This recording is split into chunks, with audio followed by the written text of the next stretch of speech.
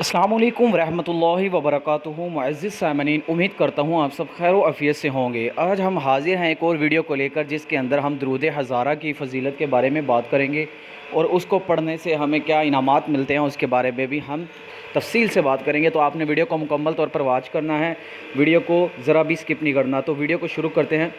दुरूद हज़ारा तालिबान रूहानियत का महबूब दरूद है, क्योंकि इस दरूद से सुकून और अल्लाह जल्ल शान का करब नसीब होता है।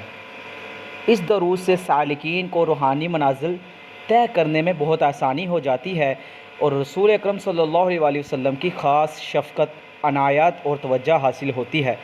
आम हज़रात के लिए भी ये दरूद ज़ियारत नबी सल्लल्लाहु अलैहि वसल्लम के लिए बहुत मुअस्सर और अक्सीर है। लिहाजा जो शख्स हज़ूर सल्लल्लाहु अलैहि वसल्लम की ज़ियारत का ख्वाहिशमंद हो तो उसे चाहिए कि रमज़ानुल मुबारक में यह दरूद रोज़ाना तहज्जुद के वक़्त 1000 मरतबा पढ़े।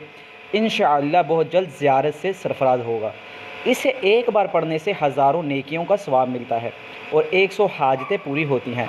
दुनियावी फैज़ बरक़ात हासिल करने के लिए इसे हर नमाज के बाद 11 मरतबा पढ़ना बहुत बेहतर है।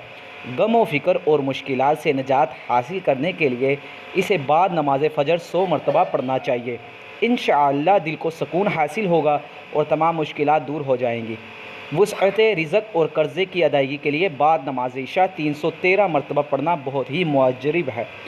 दुरूद शरीफ कुछ इस तरीके से है। अल्लाहुम्मा सल्ली अला मुहम्मदिन व अला आलि मुहम्मदिन बिइदादि कुल्ली ज़र्रतिन मिआता अल्फ़ा अल्फ़ी मर्रतिन व बारिक व सल्लिम।